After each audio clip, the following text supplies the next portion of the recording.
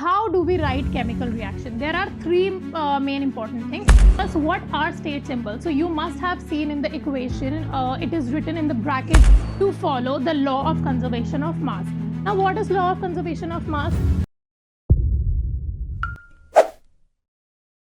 Hello and welcome back, students. So this is going to be your lecture 3 of stoichiometry. I hope you have watched the lecture 1 and 2. If you haven't, then go check that out and show your appreciation by liking the video, subscribing to our channel, and sharing it with your friends and family.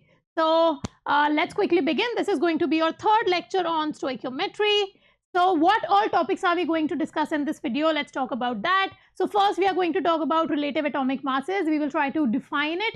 Then relative molecular mass, relative formula mass. We will also try to understand the difference between relative molecular mass and formula mass. Then we will talk about calculating reacting masses in simple proportion, and we will not be considering moles in this video. In coming lectures, we will be understanding moles, right? So let's quickly begin. So the first slide is relative mass of atoms and molecules. Now, what is relative mass and how do we calculate it? So relative atomic mass A is the average mass of the isotope of an element compared to 1/12 of the mass of a carbon atom 12. Okay, so basically for our convenience or to make it easier, what do? We put a standard. Okay, so carbon 12 is the mass which we take as a standard to calculate the other masses of the elements. Why? Because for example, the mass of one hydrogen atom is 1.7 into 10 to the power minus 24 gram, which is very small.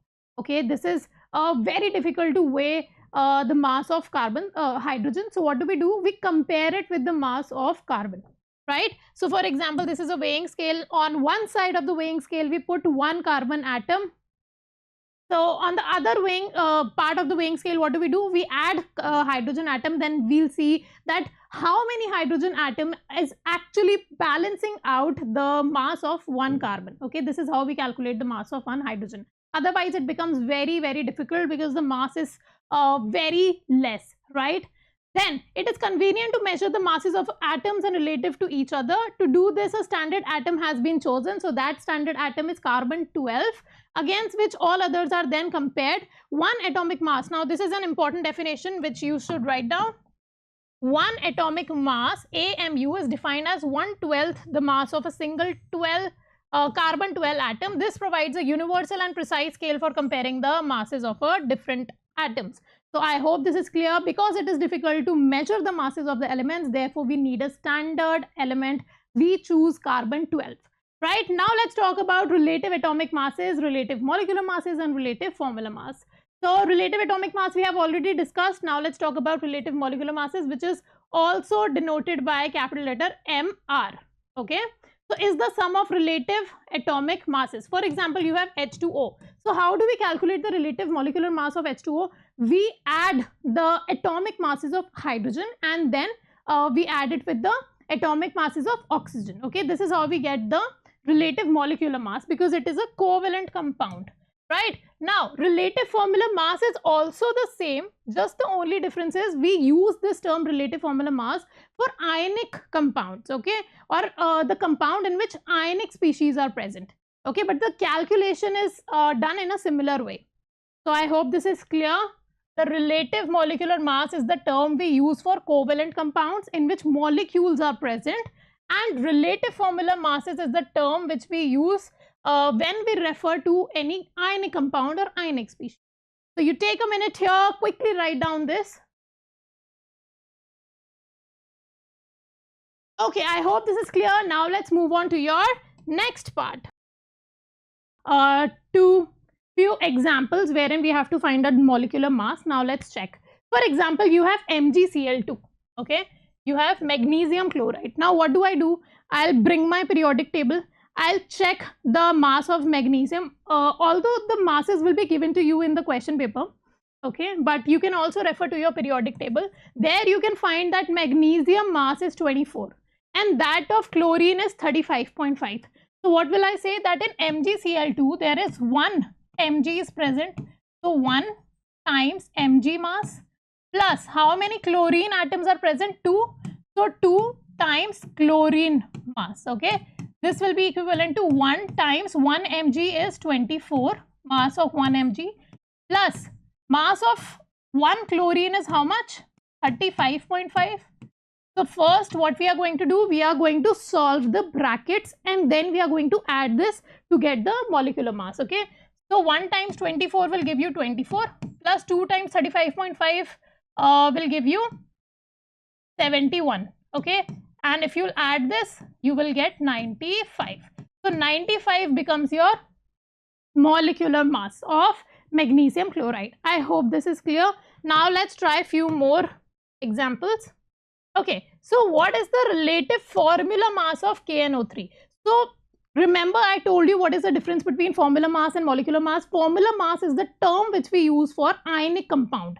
So from here you can say that potassium nitrate is a ionic compound. That is why we are using this term formula mass. But the way of calculating the mass remains the same. Okay, it's the same. So KNO3, how many potassium atoms can I see? 1. So 1 times molecular mass of potassium, plus how many nitrogen? 1. So 1 times nitrogen, or the mass of nitrogen atom, plus 3 oxygen I can see. So 3 times oxygen. Now let's put the value of each of them.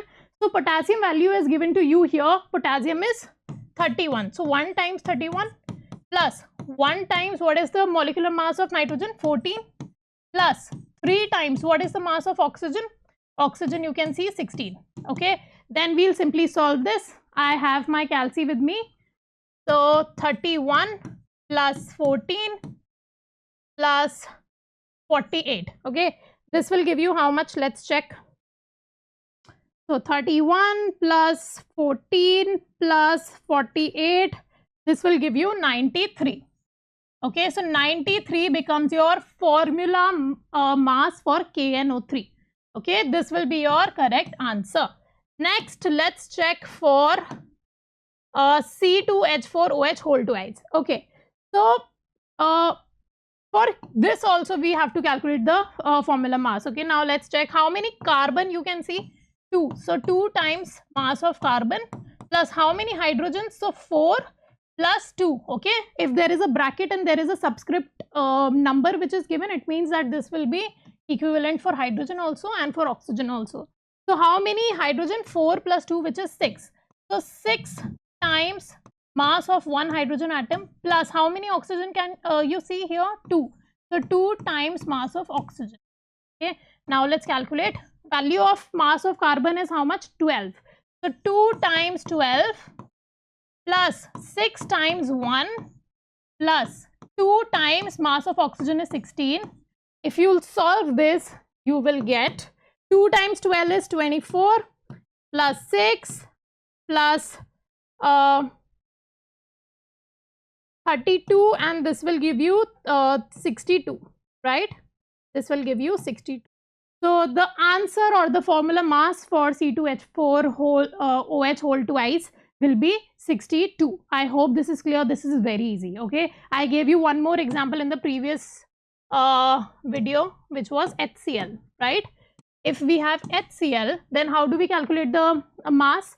How many H do we see here? 1. So 1 times mass of hydrogen plus 1 times mass of 1 chlorine, which is equivalent to 1 times 1 plus 1 times 35.5, and if you solve this, you will get 36.5. Okay, similarly we can do for H2O also. For example, you have H2O or water. How many hydrogens do you see? 2.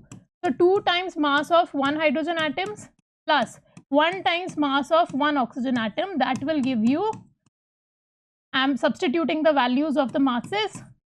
Okay, so 2 plus 16, which will give you 18. So I can say 18 is the mass of water molecule. Okay, 18 units.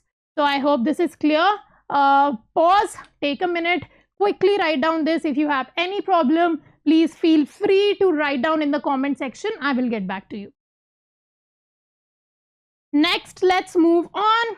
Okay, so let's now move one step ahead. Let's now understand how do we calculate reacting masses from the reaction. Okay, for example, I told you in your previous class of stoichiometry that there is this law called law of conservation of mass. which states that the mass of the reactant should always be equal to that of product. Why? Because during a course of reaction, no atom is gained or lost, okay? It is only being transferred, okay, from one from one chemical state to another, right? Like for example, if we have hydrogen plus oxygen gives H2O, right? So the number of hydrogen atoms should remain the same in both the side, and the number of oxygen atoms should also remain equal in both the side. Okay, that's what your law of conservation of mass states, right? So to balance this reaction, what do we need to do? We simply add a 2 over here. Now you can see that the number of hydrogen and oxygens are now balanced. So if the number of atoms are balanced, so can I say that the molecular masses should also remain the same, or the masses or the amount of the substance should also remain the same? For example, I tell you that how much of hydrogen is present in the reactant side and how much of hydrogen is present in the product side, okay? So let's calculate quickly. So hydrogen is how much? 2 times 2 is 4. 4 hydrogen is present and 1 hydrogen is equal to 1 AMU, okay, atomic mass unit. So 4 hydrogen is present here also. What about oxygen? There are 2 oxygen atoms present. Each oxygen atom has molecular mass 16. So 2 times 16 is 32. 2 times 16 is 32, right? So 32 mass of oxygen is present in the reactant side. Similarly, in product side, 2 times oxygen is present, or 2 atoms of oxygen is present. So mass of oxygen which is present is 32 again. So I can say that the number of atoms remains same, also the mass remains same, obviously, right? So now let's check one example. So I have a reaction wherein magnesium is being reacted with oxygen to give magnesium oxide. So here you can see that 2 Mg or 2 magnesium atoms are present. In the product side also 2 magnesium atoms are present. In reactant side 2 oxygen atoms are present, and in product side also 2 oxygen atoms are present. Okay, each magnesium atom have a mass of 24.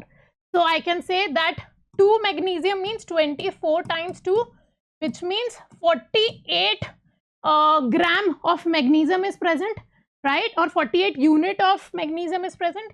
Over here also there will be 48 only, because 2 times Mg is 48, right? Similarly for oxygen, here I can say 32 gram or 32 unit of oxygen is present here. Similarly in the case of here in the product also 32 is present. Okay, if you will add this you will get the same. So 32 plus 48 will give you 80. Okay, and here also if you will add 48 plus 32, it will give you 80. So I can say that total relative molecular mass of the reactant will always be equal to total relative molecular mass of product. I hope this is clear. This is basic thing which you should know. Now let's try one question so that you'll understand. Okay. So the question says, if 0.24 gram of magnesium reacts with 0.16 gram of oxygen to produce this gram of magnesium oxide, how much magnesium oxide will be produced by burning 12 gram of magnesium? Okay, now let's try doing this. Let's first write down the balanced reaction. Okay, Mg plus O2 gives MgO. If I have to balance this, I have to write 2 over here and 2 over here, right? From the previous slide, I know that this is 48 gram, right? 24 times 2 is 48, and this is 32 gram, and this is how much? 80 gram, right? Can I say that to produce 80 gram of magnesium oxide, 48 gram of magnesium is needed, right? Similarly, to produce 80 gram of magnesium oxide, 32 gram of oxygen is needed. Okay, if you understood this thing, then we can move ahead. Okay, so if 0.24 gram reacts with this, okay, now what the question is saying, let me write in blue. If 0.24 gram of magnesium reacts with 0.16 gram of oxygen to produce 0.40 gram of magnesium oxide, how much magnesium oxide will be produced by burning 12 gram of magnesium? Okay, so for 12 gram of magnesium, how much magnesium oxide is produced? This is what they are asking. Okay, now you have to focus on only two things. Which one? So you have to focus on only two things, which is magnesium and magnesium oxide. Okay, you can ignore this data. You can totally ignore this data. We just have to do with this and this. Okay, now with the relative method, I can say that if 0.24 gram of Mg is needed to produce 0.40 gram of MgO, then 12 gram of Mg will produce how much of MgO? Right? This is your basic simple proportion questions. Right? Now what do I do? 0.40 divided by 0.24 times 12 give you the amount of MgO which should be present. Okay, let me calculate this quickly. So 0.40 times 12 divided by 0.24, that will give you 20. Okay, so 20 gram of MgO will be produced. Okay, 20 gram of MgO will be produced. I hope this is clear.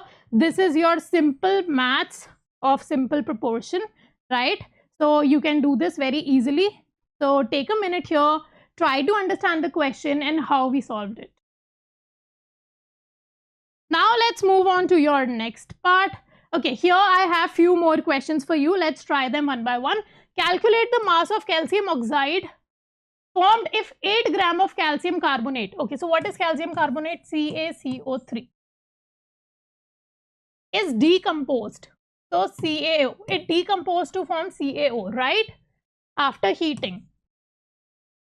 A previous experiment had shown that 20 gram of calcium carbonate produces 11.2 gram of calcium oxide. Okay, so the data is already given to you that 20 gram of calcium carbonate produces 11.2 gram of calcium oxide. Okay, so let's first write down the reaction, and we need a balanced reaction. So CaCO3, when it is decomposed in the presence of heat, it will give you CaO plus CO2. Okay, now let's check if the reaction is balanced or not. So how many carbon do I see? 1, and then how many oxygens? 3, and 1 calcium. Okay, the reaction is already balanced. So now let's get into the question. The question asks that how much, calculate the mass of calcium oxide formed. Okay, this we have to calculate if 8 gram is used. Again, we have to use the simple your relative proportion or simple proportion type of question.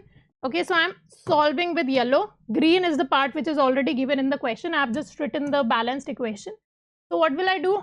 20 gram of CaCO3, calcium carbonate, produces 11.2 gram of CaO, calcium oxide. So 8 gram of CaCO3 will produce how much of CaO, right? So what do I do?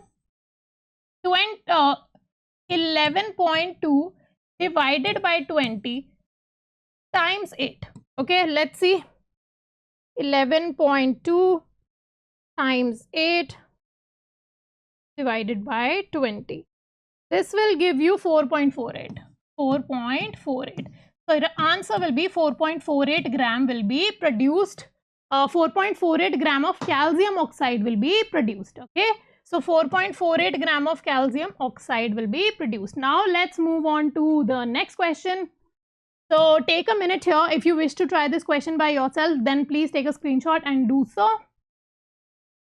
Okay, now let's start. If 100 gram of calcium carbonate contains 40 gram of calcium, how much calcium is present in 15 gram of calcium carbonate?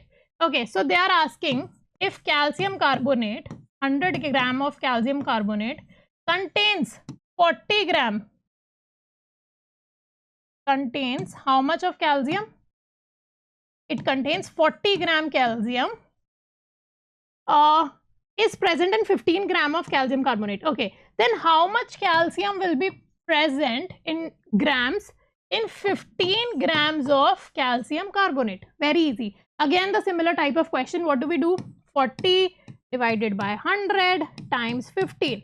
Okay, and this will give you how much? 40 times 15 is 60. 600 divided by 100, which will give you 60, right? This will give you 6 gram. Okay, so how much of calcium will be produced?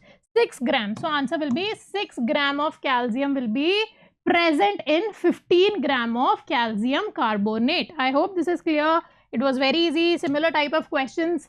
Now next, calculate the relative molecular or formula mass of the following substance. Okay, ammonia. So ammonia is NH3. How many nitrogen do you see? 1 times N plus 3 times H. Mass of one nitrogen. Mass of one nitrogen is 14. That of hydrogen is 1. So 1 times 14 plus 3 will give you 17. So you can say 17 unit or 17 gram of NH3. Okay, this is the molecular mass of NH3. Next is sulfuric acid, which is H2SO4. How many hydrogen do you see? 2 times 1. Now I am not writing it like this because now you are like aware that we are going to calculate the number of atoms, right? So we'll simply write like directly we'll write the number of the mass. Okay, so mass of sulfur, let me write it down for you here, 32. That of oxygen is 16, hydrogen is 1 only. So 2 times 1 for hydrogen. For sulfur, I can say 1 times 32, right? Because only one sulfur is present. How many oxygen you see? 4. So 4 times 16. If you will calculate this, you will get, so you can use your calci, 2 plus 32.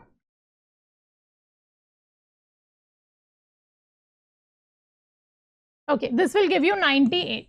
Okay, so 98 will be your mass for sulfuric acid, H2SO4. Next is copper nitrate, CuNO3 whole twice. The data is given to you in your question paper. The data will be always given to you. Okay, so don't worry about it. You don't have to mug up any values or anything. Data will be given to you. So here I wrote this thing down for you, so you don't have to worry about that. If not given, then you can always refer to your periodic table. There the data will be present. Now copper nitrate is CuNO3 whole twice. Now how many copper atoms do I see here? 1. So 1 times copper, which is 64. 1 times 64 plus how many nitrogen do I see here? Because it is in a bracket, whole twice. So it means 2 nitrogen are present. 2 times 14, right? Plus 2 times 3 is 6. So 6 oxygen atoms are present. Each oxygen is 16.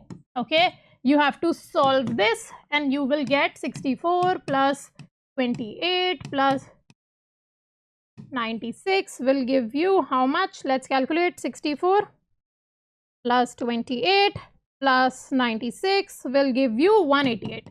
So 188 gram, or unit also you can use, will be the mass of copper nitrate, right? I hope this is clear. Now next is calcium carbonate, which is CaCO3. So how many calcium do you see here? 1. So 40 times 1, you don't need to write 1 also all the time. Okay, now you are smart enough, so you don't need to write 1. We'll simply do it directly. 40 plus how many carbon do you see? 1. So 12 plus how many oxygen? 3 times 16. Okay, this will give you how much? 52 plus 16 times 3, which will give you 48. Okay, and this will be approximately, not approximately, 100. Okay, so the mass of calcium carbonate will be 100. I hope this is clear. Now let's try another question. So in this question, the structure of butanoic acid is given to you and they are asking what is the empirical formula of butanoic acid and molecular mass. So to find out the empirical formula, what do? We first need to find out the molecular formula. So let's quickly get to it. How many carbon do you see here? 1, 2, 3, 4. So C4, how many hydrogen? 1, 2, 3, 4, 5, 6, 7 and 8. So C4, H8 and how many oxygen? 1, 2. O2. This becomes the molecular formula. Okay. So how do we find out the empirical formula? We need the simplest ratio of the atoms. So here the atoms are present in 4:8:2 ratio. So to bring it down to the simplest ratio, what do? I simply divide it completely by 2. So this will give me 2 divided by 2:4:1. Okay, so basically empirical formula I am writing EF will be equal to C2H4O. This will be the empirical formula. The B part is asking calculate the molecular mass. So we will always calculate the molecular mass with the help of molecular formula only, because molecular formula gives us the information of how many atoms are actually present and in what ratio. Okay, remember this, we will never consider empirical formula to calculate the molecular mass. We will always consider molecular formula, okay, because that gives us the accurate information about the structure or the formula. So let's first write down molecular formula equals to C4H8O2. To calculate the molecular mass equals to, how do we calculate? 4 times, what is the mass of one carbon atom? 12. The data will be given to you, so don't worry about that. Okay. Plus 8 times 1 plus 2 times 16. So this will give you 48 plus 8 plus 32, okay, and 56 plus 32 will give you 88. So 88 will be the molecular mass of butanoic acid. I hope you have understood this. It was very easy. Next is C part, magnesium. Let me change the color so we do not get confused. Magnesium reacts with butanoic acid solution. Okay, so butanoic acid solution to form a salt, magnesium, butanoate and hydrogen. Write a symbol equation for this reaction including state symbols. So let's try to write down the symbol equation. Magnesium is reacting Mg, okay, and Mg is in solid state, plus it is reacting with butanoic acid solution. So what is butanoic acid? It is C3H8, the formula here, C3H7COOH, right? This is aqueous. Why? Because they are using this term solution. Solution means aqueous, right? It is giving magnesium butanoate, which is Mg in bracket we will write C3H7COO whole twice, plus hydrogen gas is being liberated here, so H2, and this is a gas, so we will use G here, and this will be AQ, aqueous. Right, now let's try to balance this reaction. So I'm using another color to balance the reaction. So 1 Mg present, 1 Mg present, 2 C3H7CO is present, so I will add a 2 over here, and hydrogen is also balanced now. Correct? So this is how we will balance, and we will write the symbol equation, and then state symbols are also added. Okay, state symbols are very important to add in any reaction because it gives the information that which reactant is used in solid state or which reactant is used in aqueous, and which gas or solution is being formed, right? So this will be your complete answer. Next is butanoic acid has a molecular mass, but magnesium butanoate has a formula mass. Yes. Why does that happen? Let's understand. Both of these terms have the same definition. What is this definition? Both of these terms have the same definition. Okay. So what is molecular mass? Molecular mass is actually the sum of atomic masses of any covalent compound. Okay.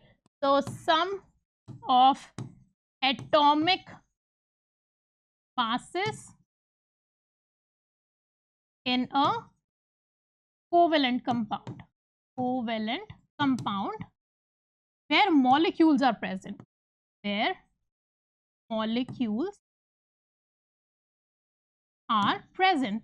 okay.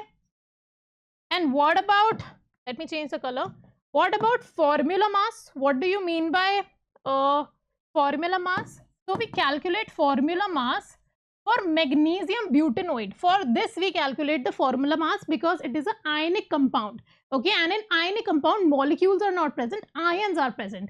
So for this we use the term formula mass, and in this, which is your butanoic acid, this is a covalent compound and molecules are present in this, hence we use the term molecular mass. Okay, so formula mass is sum of atomic masses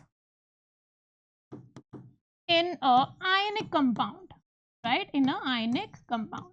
Hence, we use different terms because your magnesium butanoate is ionic compound and hence it has ions, and hence we use the term formula mass. And for your this thing, butanoic acid, what do we use? We use molecular mass because it is a covalent compound, right? I hope this is understood. Now take a minute here and write down the answers. Okay, so here we come to an end of your lecture 3 of stoichiometry. If you like the video, then please do like and share it with your friends, and we'll meet in the lecture 4. It is going to be very interesting and important, so don't miss that out. Till then, keep learning and enjoy. Thanks for watching, and I'll see you in the next video. Till then, don't forget to like, share and subscribe to our channel.